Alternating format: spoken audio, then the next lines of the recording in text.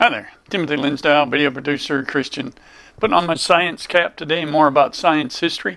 Some great stuff out there. Watched a documentary on PBS last night celebrating the 50th anniversary of landing on the moon. Some great stuff. So let's talk about that history a little bit.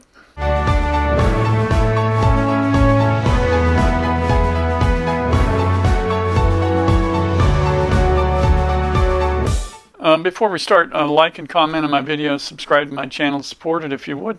Thank you. Yeah, this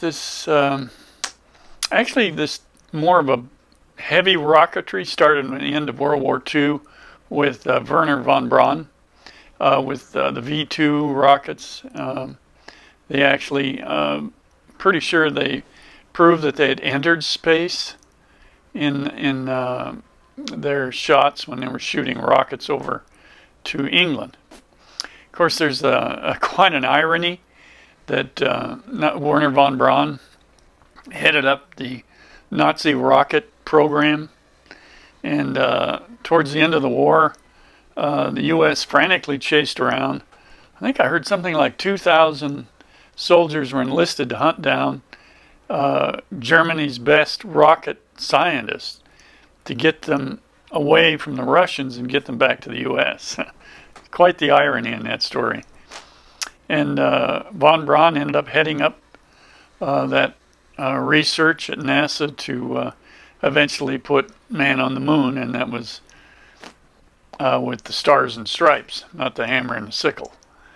Thank God for that. But some great history on there. NASA, National Aeronautics and Space Administration, is responsible for the unique scientific and technological achievements in human spaceflight, aeronautics, space science, space applications. They've had widespread impacts on our nation and the world. It was forged really in response in the beginning to the Soviet space achievements. And there's a lot in that documentary on that. The Cold War, that competition, that fear, if you will.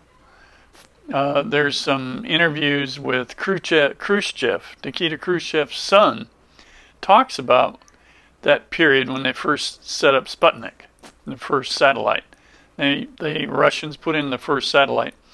The U.S., having von Braun and something well over 100 different German scientists that they brought along, were all well working on rocketry and rocket science. Von Braun was already encouraging them to put up a satellite, get that job done, but either the military or politicians or both were against doing that out of fear that it would look like we were arming space. And again, there's some irony in that, since today, in today's world, we're already talking about a space force as another branch of military. And I suspect it'll be the same situation. If we don't do it, somebody else will. So there we go. There probably will be a space force in the nearest future. So anyway, once the Russians put up Sputnik, and the country was crazy. We can't let them, get ahead of us and all that, and endless politics. So they went forward, but they took that extra step when Kennedy made the point in his speech that we were going to make it to the moon before the decade was out. It was already 1961. And amazingly, in 8 years, they completed all the science and testing and practice to put somebody on the moon and to bring them back safely. I'm just, think of that. I mean, there was a lot of work before, but in 8 years they were able to figure out how to build that giant Saturn V rocket and all the details it would take to survive a trip like that and survive on the moon. It's really an extraordinary thing. There's a lot to that history. When NASA opened for business, if you will, October 1st in '58, it accelerated work already started on human and robotic spaceflight. NASA's first high-profile program was Project Mercury. Now, a lot of such as rockets, shuttle bodies, and things like that were built here in San Diego. What kind of bothers me is we really don't have a good science museum based on what was built here for the space program. I don't know what you can do about that, because all the shuttle bodies were built here, but we didn't get one. The Mercury program, of course, involved these famous 7 astronauts. I was watching Antiques Roadshow, and there were actually, on the list they had, maybe it wasn't that show, I'm not sure, but there were actually originally 8, but one didn't make the test. I don't know what happened there, but anyway, so the 7 you pretty much know, with Glenn and Shepard and Grissom. Grissom, of course, was killed in a capsule fire with 2 other astronauts. Pretty sad part of that story. It's a dangerous business. But they strive constantly to eliminate as much risk as possible in the space effort to be in space. The next thing was Gemini, of course, based on the fact that there were 2 astronauts. And the spacecraft was built for 2 astronauts to perfect the capabilities needed for the national objective of a human trip to the moon. So they did this progressively as they planned this out in the 60s to make this happen. The spacewalks, the docking principles of docking vehicles in space, all of that was worked out over time. And eventually, the Apollo project was achieved, and that objective was in 1969, in July 20th in 69. The Apollo 11 mission became the watershed moment of landing on the moon, with Neil Armstrong chosen to be the first person to step onto the moon. It was, I'm sure, an extraordinary honor for him to be given that. From what I understand, he was a very intelligent man, but also very humble. For being the first man on the moon, you actually saw very little of that of him.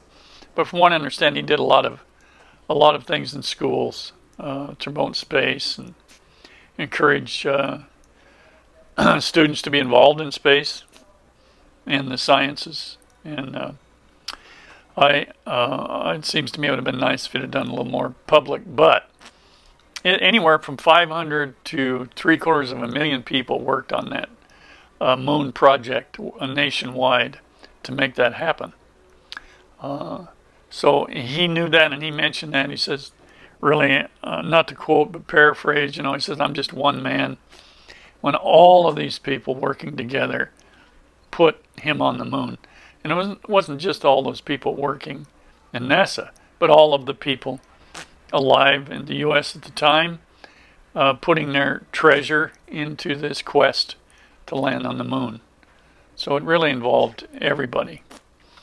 Of course, the Russians weren't sitting still at the time. They were the first in the beginning in getting up a satellite, first to put a man in space, first to put an animal in space, so they put up dogs. U.S. put up a monkey, I think, before a man.